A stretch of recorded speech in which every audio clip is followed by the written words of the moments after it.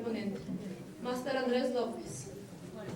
Estudió en la Escuela de Economía y Ciencia Política de Londres, sacando un máster en Política Global. Tesis: la articulación y desarticulación de una coalición transnacional, el Estado y la sociedad civil transnacional en la iniciativa Yasuni Tete.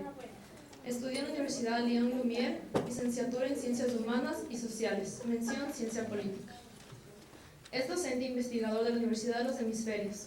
Sus intereses de investigación son movimientos sociales, sociedad civil, gobernanza en el contexto de la globalización. Es director del proyecto de investigación hacia un nuevo enfoque de movilidad humana en el siglo XXI. Editor de la revista de Ciencia Política Politicón de la Asociación Internacional de Estudiantes de Ciencia Política. Su ponencia se denomina Sociedad Civil y Global y Derechos Humanos, evoluciones históricas contemporáneas. Desde una perspectiva histórica, el presente ensayo sostiene que el surgimiento de la sociedad civil transnacional está ligado al auge de los derechos humanos. Con este propósito, el estudio replantea la historicidad de los derechos humanos, en tanto régimen y en tanto discurso, así como la de la sociedad civil en su dimensión transnacional. El estudio se basará en la licenciatura académica sobre la sociedad civil transnacional y en los planeamientos recientes en torno a la historicidad de los derechos humanos. Le recibimos con un fuerte aplauso.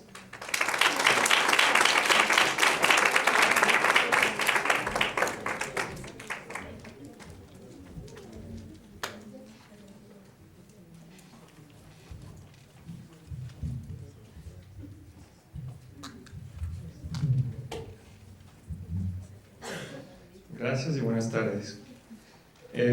Como pudieron oír por mi formación, no soy jurista, así que a pesar de que voy a tratar un tema, digamos, propio del derecho, que son los derechos humanos, lo voy a hacer desde un enfoque sociológico o politológico, si se quiere.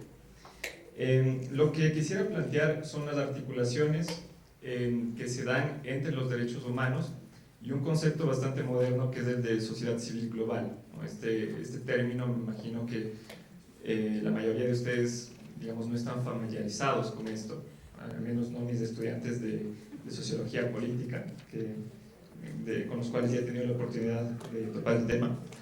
Pero es un concepto que nace sobre todo en la Academia Europea. En cierta medida llegó también a los Estados Unidos, pero podríamos decir que quienes han promovido esta idea de una sociedad civil global han sido sobre todo autores de la Academia Europea, principalmente alemana y en el Reino Unido en particular. Lo que quisiera plantear es algo que hasta ahora no se ha planteado, digamos, de manera clara, y es las conexiones que existen entre los derechos humanos y la sociedad civil global como discursos académicos, teóricos y sociales modernos. Entonces, cuando planteo la idea de evoluciones históricas, a lo que me refiero en realidad es a una historia de las ideas. Me quiero referir a los derechos humanos y a la sociedad civil global, sobre todo como formaciones discursivas a lo largo del tiempo y identificar cuáles son las articulaciones que se han dado entre estos dos conceptos. El argumento de mi ponencia es que la idea de sociedad civil global se origina en el discurso de los derechos humanos y en este sentido ambos surgen de una misma fuente de pensamiento y por esa misma razón también tienen una misma estructura discursiva. Quisiera empezar con la idea de sociedad civil global porque es la menos conocida. Esta frase de sociedad civil global es un neologismo de los años 90. Antes de los años 90 prácticamente no se habló de esto ni en la academia ni en ningún otro lado. No es coincidencia que se haya empezado a hablar de este término, de este concepto en los años 90, porque, como ustedes saben, el contexto histórico, digamos, que incentivó los discursos de globalización.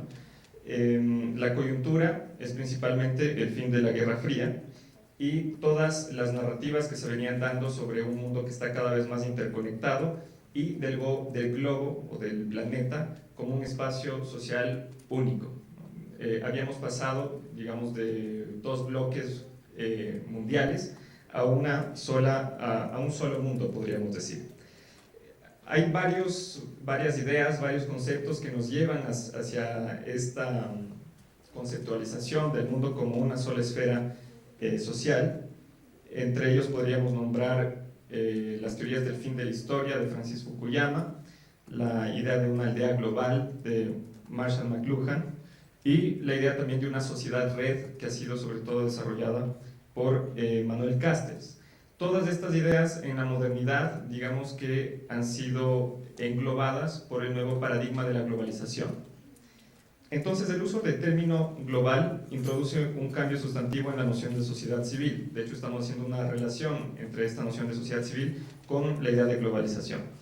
Lo global se contrapone no solamente a lo local o lo nacional, sino que se contrapone también a lo internacional e incluso a lo transnacional. Los autores que más han trabajado este concepto de sociedad civil global, entre ellos el académico australiano John Keane, nos dice que los términos sociedad civil internacional o mundial son profundamente problemáticos a causa de su gubernamentalidad o estadocentrismo. Lo que nos está diciendo John Keane básicamente es que si seguimos hablando de lo internacional, no estamos captando el verdadero fenómeno que está ligado a la globalización, en el cual tenemos ya redes que van más allá del Estado. Al plantear que la idea, por ejemplo, de una sociedad civil internacional, que también ha sido por algunos autores es problemática, nos está diciendo que ya estamos en una nueva era que va más allá de lo internacional. Otros autores que también han trabajado mucho el concepto de sociedad civil global, como son Anheuser, Glacius y Kaldor, nos dicen que el término transnacional minimiza la magnitud del fenómeno de globalización. Entonces, el único término correcto que captaría este nuevo fenómeno sería el término global, por eso sociedad civil global.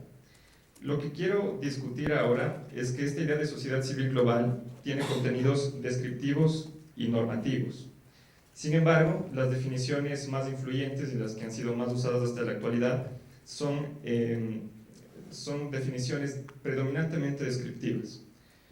Voy a usar dos ejemplos de los autores que acabo de nombrar. Anheuser, Glacius y Kaldor definen la sociedad civil global como la esfera de ideas, valores, instituciones, organizaciones, redes y personas que se encuentran entre la familia, el Estado y el mercado y actúan más allá de los confines de las sociedades nacionales, sistemas de gobierno y las economías. Entonces, al menos en la primera parte estamos describiendo una esfera propia de la sociedad civil clásica y digamos que la innovación está en que van más allá de los confines de las sociedades nacionales. John Keane, de una manera similar, define la sociedad civil global como un sistema dinámico no gubernamental de instituciones socioeconómicas interconectadas que se sitúan en el planeta entero y que tienen efectos complejos que se sienten en todos los rincones del mundo. Estas dos definiciones, que son probablemente las que han sido más usadas dentro de la literatura de la sociedad civil global, evitan adoptar un enfoque normativo, digamos que evitan el contenido normativo del concepto de sociedad civil.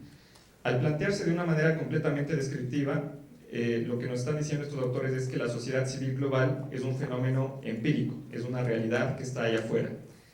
Sin embargo, esto es problemático porque si simplemente queremos describir un fenómeno empírico, nos bastaría usar los términos que se han usado en algunas corrientes, por ejemplo, de la teoría de movimientos sociales.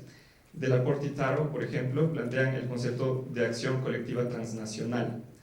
Estos autores definen este concepto como campañas internacionales coordinadas por redes de activistas en contra de agentes internacionales, otros estados u organismos internacionales. Estos autores, sobre todo los que están dentro de estas corrientes de teóricos de los movimientos sociales, evitan usar deliberadamente el término sociedad civil global porque están conscientes de los contenidos normativos de este concepto. Por eso lo que yo planteo como crítica inicial al concepto de sociedad civil global es que es una conclusión apresurada el decir que a partir de un fenómeno de activismo transnacional podemos deducir que ya existe una sociedad civil global. ¿Por qué es problemático? Para eso tenemos que ir hacia la noción básica de sociedad civil. La noción de sociedad civil, ya no la global, sino la sociedad civil clásica, emana de una comunidad política restringida, encarnada a través de la historia, ya sea por la polis griega, por la república o en la época moderna por el Estado-nación. No es posible concebir la sociedad civil fuera de la comunidad política.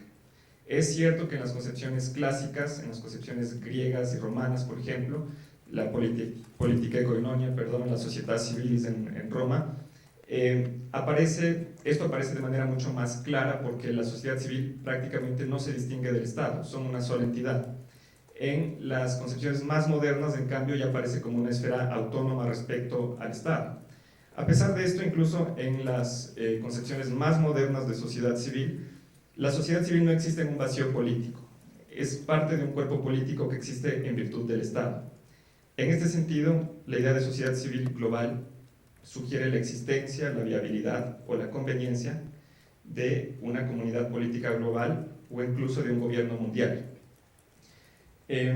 Y me parece que ahí reside el problema de este concepto, ¿no? Porque si bien han habido varios desarrollos en el derecho internacional y en la gobernanza mundial en la actualidad, esto no nos puede llevar a decir que existe una comunidad política global. En la actualidad, en el discurso mediático, por ejemplo, se habla mucho de una comunidad internacional y este término ya es muy polémico. No se diga de una comunidad política global, que aparece prácticamente como un ideal irrealizable.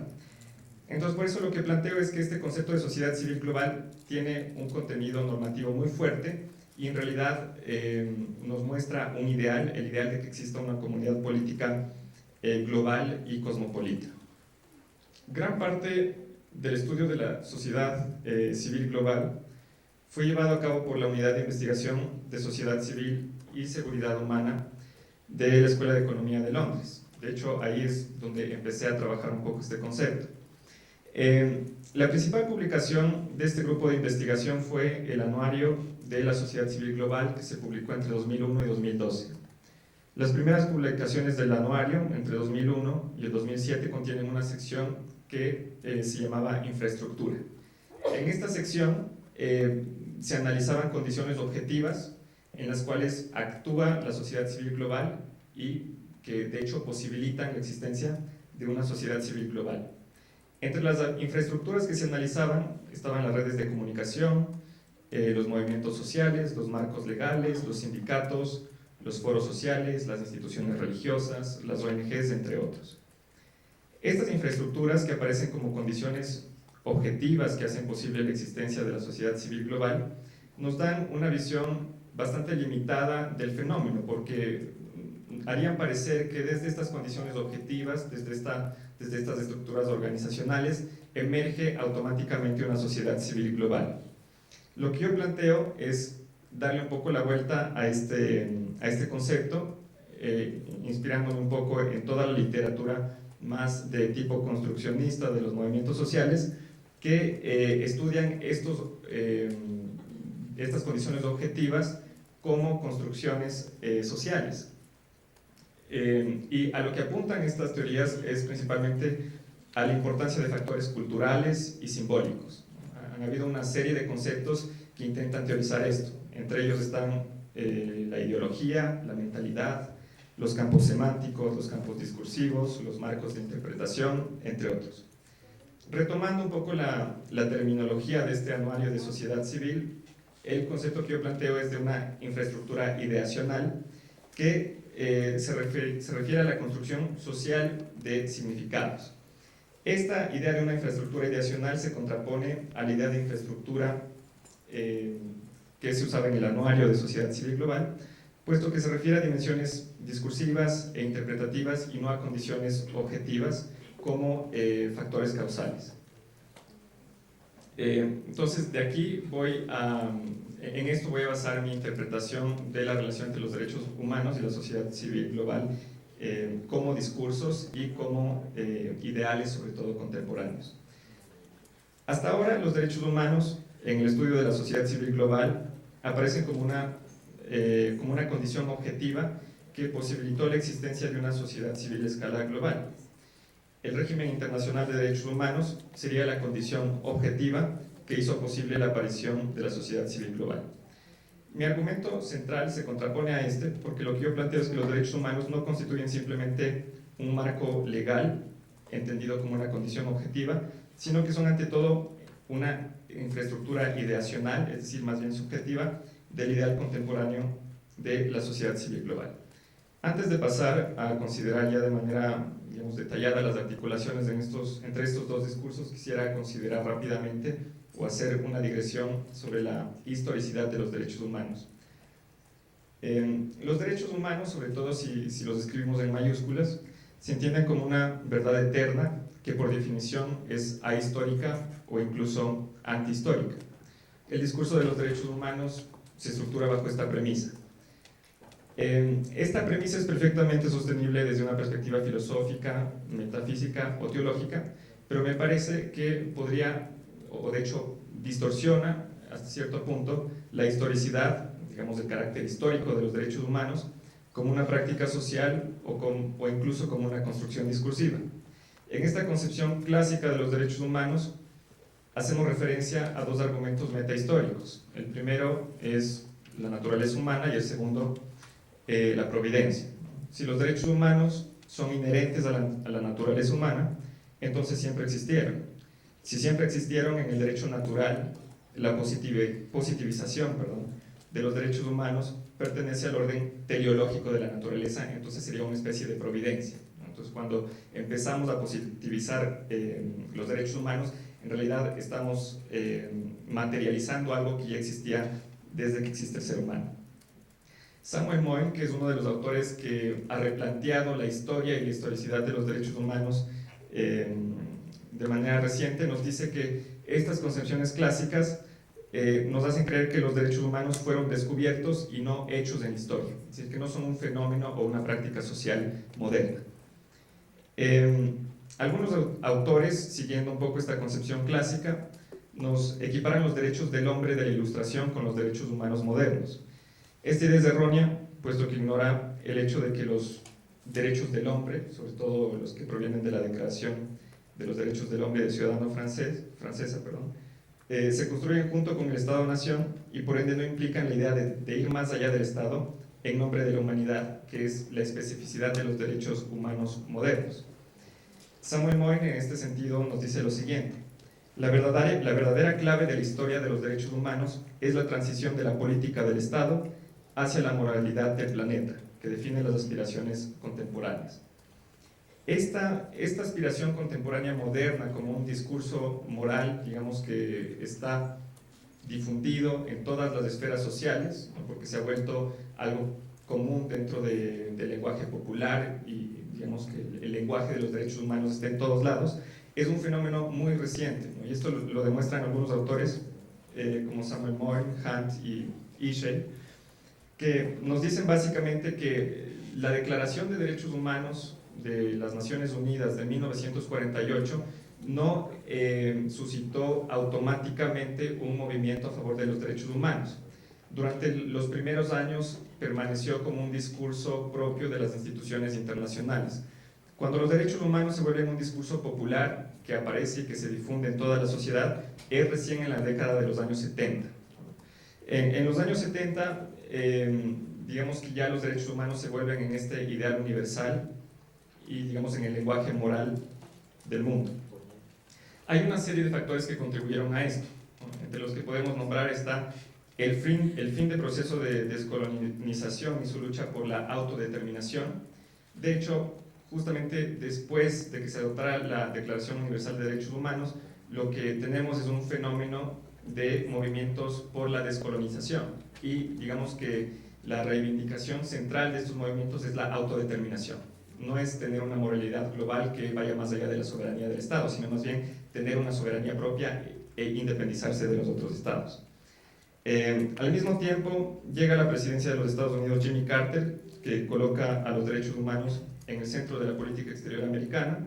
Tenemos también la proliferación de ONGs internacionales, en particular Amnistía Internacional, que recibe el Premio de la Paz en 1977.